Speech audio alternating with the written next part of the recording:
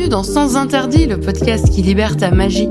Je suis Flora, coach spirituel, et je t'aide à sortir de la matrice, à surmonter ton sentiment de décalage pour retrouver une vie alignée avec toi-même grâce à tes talents intuitifs.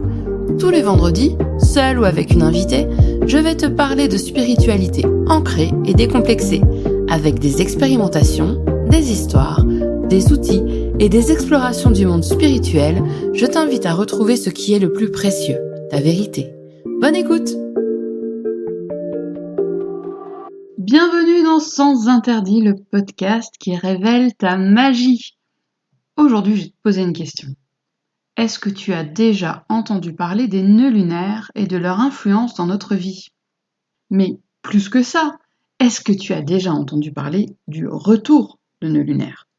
Aujourd'hui, je vais t'expliquer ce que sont les nœuds lunaires d'un point de vue astronomique, mais aussi en astrologie occidentale, en astrologie védique et en human design. Et on va aborder la notion de cycle planétaire. Pourquoi ?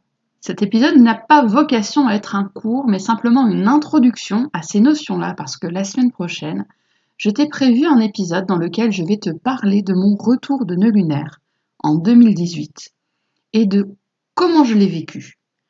Mais pour pouvoir aborder cette partie de ma vie et de comment, en fin de compte, tout se retrouve dans les étoiles, je me suis dit qu'il était quand même important de faire un point théorique que j'espère pas assommant sur les nœuds lunaires et les cycles planétaires.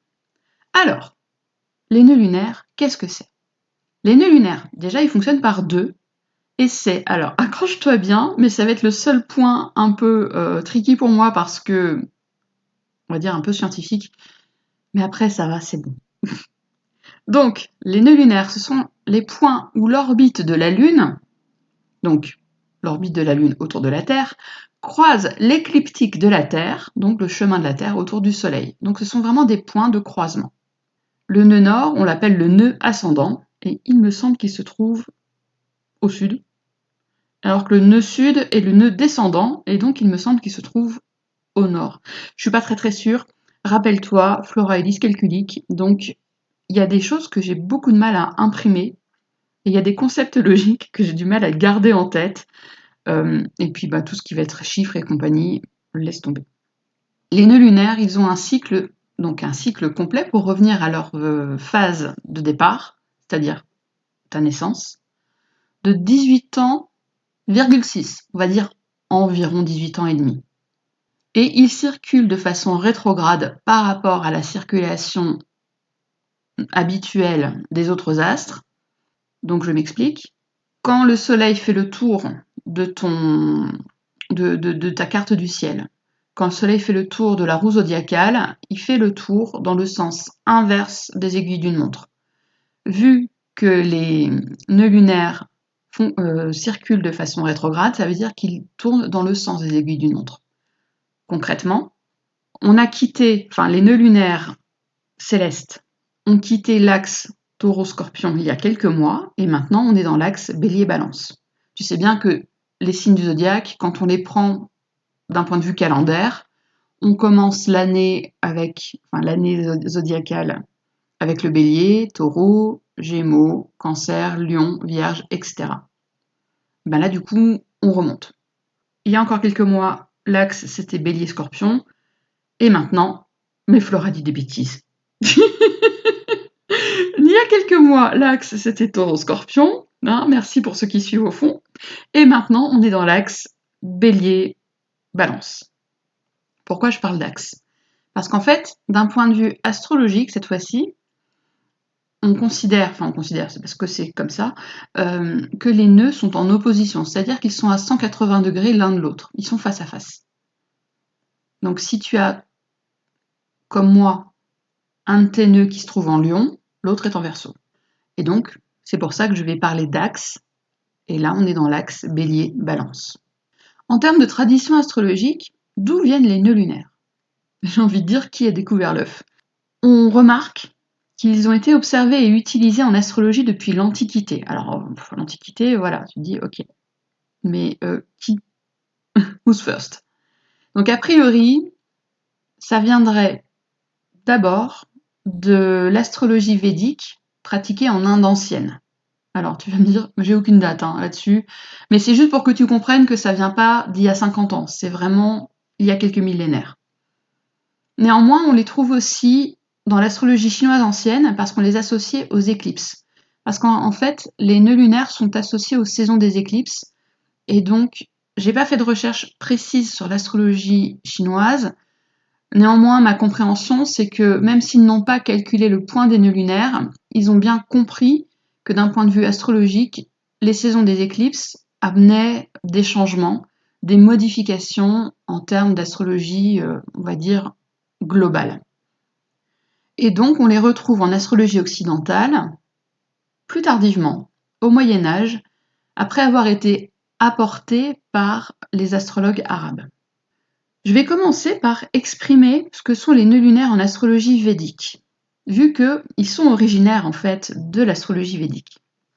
Et tout d'abord, je veux que tu comprennes que je ne suis pas spécialiste en astrologie védique, mais que cette compréhension et cette conscience du fait que les nœuds lunaires, ce n'est pas que ce qu'on en dit en astrologie occidentale, me vient de l'écoute de, me semble-t-il, 2 épisodes de podcast enregistrés par Annabelle Lem avec Bernard Duchâtel. Bernard Duchâtel est un spécialiste, c'est un astrologue français extrêmement renommé. Il est spécialiste, entre autres, si ma mémoire est bonne, parce que j'écoute tellement d'épisodes de podcast, mais spécialiste d'astrologie mondiale et formé à l'astrologie védique traditionnelle.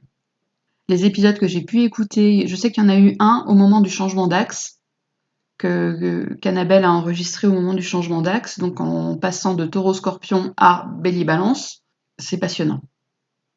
C'est vraiment passionnant, ça te permet de t'ouvrir à la compréhension de ces éléments qui sont assez galvaudés maintenant en astrologie occidentale moderne, à une compréhension beaucoup plus fine et beaucoup plus profonde. Ce petit point promotionnel étant fait, je te mettrai les liens vers les épisodes en description de cet épisode-là, de mon épisode. Comprends aussi que je ne vais pas faire de plagiat de l'épisode d'Annabelle, enfin des épisodes d'Annabelle avec Monsieur Duchâtel. Là, c'est ma compréhension.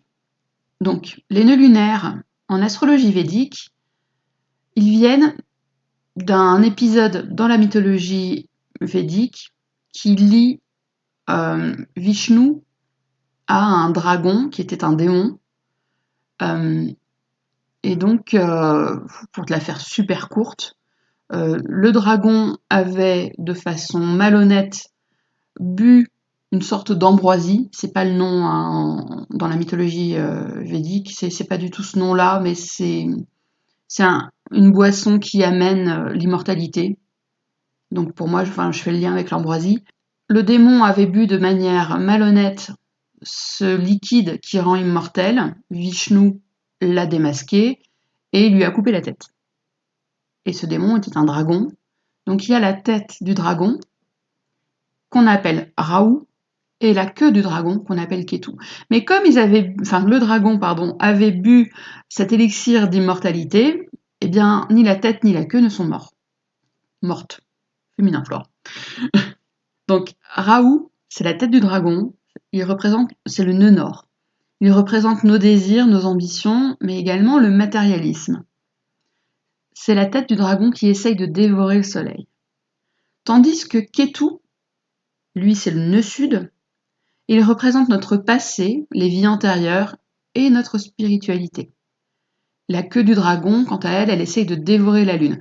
Donc en fait, c'est la compréhension que j'en ai, les éclipses solaires en astrologie védique sont associées à la tentative de Rahu de dévorer le soleil. Quant aux éclipses lunaires, c'est la tentative de Ketu pour dévorer la lune. Il y a quand même une notion assez différente dans ma perception des nœuds lunaires en astrologie védique. Comprends que en termes d'astrologie védique, je suis au niveau -1. Voilà. Je suis pas au niveau 0, je suis au niveau -1. J'ai vraiment une connaissance extrêmement limitée. Néanmoins, il y a quelque chose qui me plaît, qui me parle dans cette vision en astrologie védique des nœuds lunaires, c'est qu'il y a une navigation. Il y a une circulation, en fait, entre les deux. Et tu vas comprendre pourquoi je te dis ça. Les nœuds lunaires, en astrologie occidentale moderne, on les associe à la notion de destin, de chemin de vie.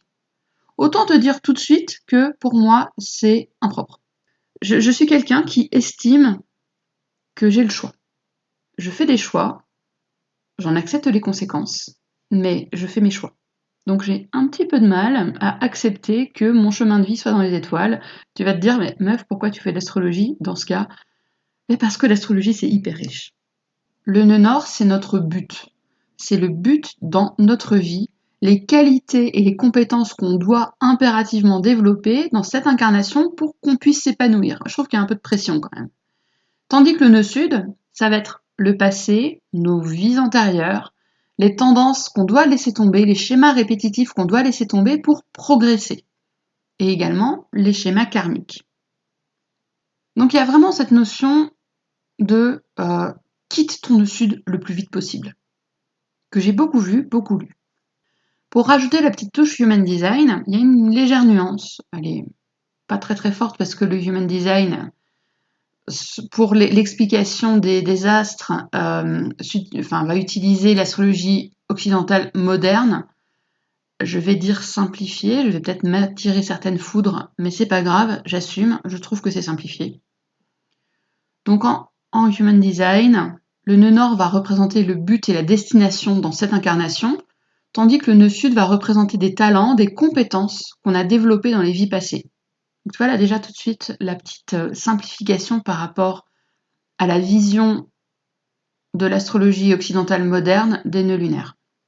Et il y a certaines personnes qui estiment que le nœud nord, c'est le point le plus important à regarder dans un thème en Human Design. Après, d'un pur point de vue interprétatif, ça va être intéressant d'observer si les nœuds créent des canaux, et donc avec quels astres, dans quel centre énergétique ils se trouvent. Voilà. S'il y a une porte, s'ils ne créent pas un canal et qu'ils sont donc ce qu'on appelle entre guillemets une porte dormante, ben, la porte en face, ça va être une porte entre guillemets trigger. Donc il va y avoir plein de choses à observer qui peuvent être assez intéressantes. Mon point de limitation par rapport au nœud lunaire, d'un point de vue occidental moderne.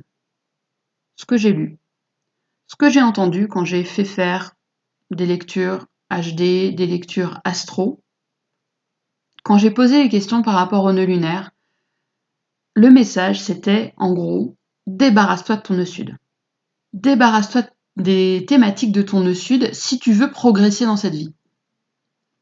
Bon, moi, il y a plusieurs choses qui me gênent. Déjà, il y a le côté assez performatif, où je suis obligée de progresser dans ma vie.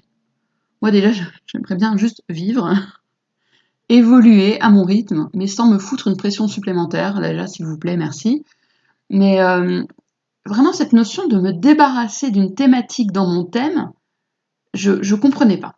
J'arrivais vraiment pas à comprendre. C'était... pour moi, ça faisait pas sens. Ça faisait vraiment pas sens, tout comme l'interprétation pure et dure des nœuds lunaires en Human Design. Alors là, c'était encore pire, ça prenait encore moins sens. Et j'avoue, c'est l'écoute des épisodes d'Annabelle Lem avec Bernard Duchâtel, encore une fois, je te mettrai les liens en description, qui m'ont ouvert le crâne. J'exagère un peu, mais en fait, ça m'a amené une autre perspective. Bernard Duchâtel, dans un des 2 épisodes, a eu une réflexion qui m'a fait vraiment énormément réfléchir. Donc j'espère ne pas trahir sa propre réflexion, mais moi ce que j'en ai compris, c'est qu'il se demandait si notre façon d'interpréter, quand je dis notre, c'est en astrologie occidentale moderne, c'était de se demander si notre façon d'interpréter les nœuds lunaires n'est pas liée aussi au capitalisme et à la consommation déraisonnée. J'explique. Souviens-toi, en astrologie védique, les nœuds lunaires, le nœud sud va être en lien avec la spiritualité, le nœud nord va être en lien avec le matérialisme. Ça, c'est un énorme résumé. Mais en gros, l'idée qu'on apporte en disant « débarrasse-toi de ton nœud sud », bien quelque part, symboliquement, c'est « débarrasse-toi de ta spiritualité, débarrasse-toi de l'impalpable qui fait ton essence ». Pour ma part, je suis coach spirituel, mais j'estime qu'on est tous des êtres spirituels à partir du moment où on a conscience du fait qu'on est des êtres finis, avec qui allons mourir. À partir du moment où tu as conscience de la mort, tu es un être spirituel. Après, que tu ne laisses pas de place à ta spiritualité, ça c'est ton histoire, mais nous sommes des êtres spirituels. Et cette réflexion qu'il a partagée dans l'épisode d'Annabelle, ça m'a vraiment bouleversée, oui en fait. Ça m'a bouleversée dans le sens où, bon sang, enfin, j'entendais une réflexion sur les nœuds lunaires qui me semblait cohérente et qui me faisait vibrer d'une certaine façon, qui me parlait. Parce que je ne comprenais vraiment pas ce truc de me débarrasser de mon nœud sud. Alors là, voilà. Je veux dire, mais comment fais-tu ? Je ne comprends pas. Donc, ça m'a amené vraiment une compréhension beaucoup plus fine, même si je n'ai pas poussé en astrologie védique. J'ai tellement de choses à faire en astrologie occidentale que l'astrologie védique, on verra plus tard. J'allais dire quand je serai vieille. Est-ce que je suis vieille à 42 ans ? Donc je trouve qu'il y a vraiment une réflexion à poser par rapport aux nœuds lunaires, par rapport à la façon qu'on va avoir de les concevoir, de les comprendre. Et pour ma part, c'est toujours vers l'empouvoirment. Comment est-ce que je peux retrouver mon pouvoir par rapport à cette étude précise de ce point de mon thème ? Sortir, si tu veux, de la fatalité, sortir du fatalisme, sortir du bah c'est écrit alors je peux pas faire autrement. Non, je suis pas d'accord. Et ouvrir comme ça cette possibilité vers du beau, vers quelque chose qui va me soutenir. Et je trouve que cette idée de circulation entre... Je suis en train de faire des gestes, mais je ne me filme pas, ça n'a pas de sens. Cette idée de circulation des énergies entre notre nœud sud et notre nœud nord me plaît beaucoup plus. C'est beaucoup plus ce que j'ai l'impression de vivre. Ce point nœud lunaire étant fait, abordons maintenant assez rapidement la notion de cycle planétaire. Là, tu vas te dire, Flora, je ne suis pas astrologue, s'il te plaît, s'il te plaît. Bon, déjà, commençons par une infochoc. Ton thème, en astrologie, tout comme en human design, est une photo, entre guillemets, des placements des planètes au moment de ta naissance. Mais, tu sais quoi ? Les planètes, elles poursuivent leur course, et oui. Et elles suivent des cycles précis. Pourquoi est-ce qu'on va étudier les cycles planétaires ? C'est parce qu'en fait, ils vont permettre de comprendre a posteriori ce qu'on va vivre ou ce qu'on aura vécu à des périodes charnières et apporter un regard plus bienveillant si ces passages ont été difficiles. Mais ils vont également permettre de prévoir, entre guillemets, de prévenir les passages à venir. Là, tu me dis, ouais, meuf, ça fait pas avancer schmilblick, c'est quoi un cycle planétaire ? Je vais te poser une question. Tous les ans, tu as un anniversaire. Bim, c'est la révolution solaire.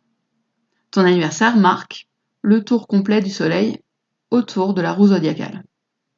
Maintenant, passons à des cycles qui sont relativement connus. Enfin, je sais que j'ai une vue biaisée parce que je suis astrologue, lectrice en human design, etc. Le retour de Saturne. Peut-être en as-tu déjà entendu parler. Il se passe environ vers 29 ans. Est-ce que ça te dit quelque chose, la crise de la trentaine ? Boum, retour de Saturne. Il y a les aspects aussi entre le Saturne céleste, donc le Saturne qui poursuit sa course, et ton Saturne natal qui sont intéressants à prendre en compte. Parce que par exemple, la crise d'adolescence va correspondre à l'opposition entre Saturne céleste et Saturne natal. Donc un moment de tension, et en plus quand tu es en opposition, bien tu as une opposition aussi entre les thèmes de vie qui sont travaillés, entre guillemets, d'un point de vue énergétique, les maisons astrologiques. Donc l'opposition de Saturne amène différents thèmes. Et d'ailleurs, je suis en train de me dire, meuf, t'approches des 45 ans, va peut-être falloir que tu regardes, oui, je vais avoir 43 ans cette année, va peut-être falloir que tu regardes un petit peu les thématiques là, de ton opposition de Saturne. Il y a aussi Uranus. Alors, pas d'un point de vue retour d'Uranus, parce que la révolution d'Uranus dure environ 84 ans, mais, alors, tu peux faire ton retour d'Uranus, hein. Mais pour les personnes qui ont à peu près mon âge, on est dans l'opposition d'Uranus. Perso, je suis en plein dedans.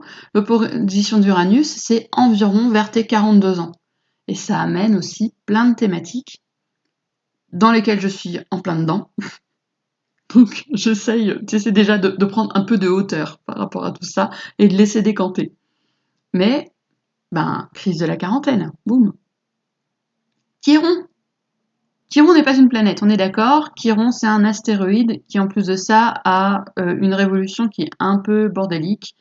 Tu peux pas dire que, mettons, Chiron, il passe 3 ans dans un signe, c'est que ça dépend. Ça dépend, voilà. Mais Chiron, vers l'âge de 50 ans, fait son retour sur ton placement natal. On appelle ça le retour de Chiron. Boum boum, crise de la cinquantaine. Ouais, non, mais c'est à se dire quand même que, en fait, à chaque décennie, on a une crise, hein. Mais finalement, à chaque décennie, quasiment, on a un gros aspect entre les planètes célestes et notre thème natal qui amène vers des questionnements, vers des remises en question de notre socle. En fait, c'est ça. Mais c'est pas parce qu'il va y avoir l'achèvement d'un cycle planétaire que forcément ça va être le bordel. C'est juste des choses qui se réajustent. Après, tu le vis comme tu peux le vivre aussi. Mais pour en revenir aux nœuds lunaires, eh bien les nœuds lunaires, comme je te l'ai dit au tout début de l'épisode, la révolution, oui, si tu veux, la révolution, c'est peut-être pas le bon terme, mais l'alignement des nœuds lunaires célestes avec tes nœuds lunaires de ton thème natal se produit environ tous les 18 ans et demi. Tu as un deuxième retour de nœud lunaire vers 37 ans. Pourquoi je te parle de ça? Parce qu'en 2018, j'ai eu 37 ans. Et qu'en 2018, ma vie a été entièrement chamboulée. Mais ça, ce sera l'objet de l'épisode de la semaine prochaine. La semaine prochaine, je vais t'expliquer comment j'ai vécu ce qui s'est passé en fait en 2018, comment je l'ai vécu et comment ce vécu-là s'explique d'un point de vue human design et astrologie. Comment ces dynamiques m'ont porté pour complètement renverser ma vie. C'est un teasing. Alors, celles et ceux qui me connaissent savent ce qui s'est passé en 2018, mais ça reste un teasing, parce que je t'invite à écouter la suite la semaine prochaine pour savoir un petit peu en fait où je voulais t'emmener. Alors j'espère que cet épisode t'a plu, qu'il t'a semblé clair. J'ai une question à te poser, c'est alors toi, dans quel cycle est-ce que tu te trouves? Et si tu ne sais pas me répondre, n'hésite pas à commenter en mettant ton âge et on peut regarder un petit peu justement dans quel cycle tu es. Si tu es dans un cycle aux alentours de ton retour de Saturne, aux alentours de ton retour de Chiron, aux alentours de ton opposition d'Uranus, aux alentours aussi de ton opposition saturnienne. On peut regarder, n'hésite pas à me partager ça en commentaire et à prendre un petit peu de recul et te demander dans quel domaine en fait les choses bougent, les choses sont remises en question en ce moment dans ta propre vie. Si tu n'oses pas commenter sur les plateformes de podcast, envoie-moi un message. Tu peux me retrouver facilement sur Instagram ou m'envoyer un mail via mon site web. Et enfin, si tu as envie de te découvrir d'une manière empouvoirante par le prisme du Human Design, check le lien en description, tu y trouveras mon offre de coaching Human Design. En tout cas, on se retrouve la semaine prochaine pour la suite de cet épisode, mais cette fois-ci d'un point de vue beaucoup plus perso. Nom d'une pipe, qu'est-ce qui s'est passé au moment de mon retour de nœud lunaire? À très vite!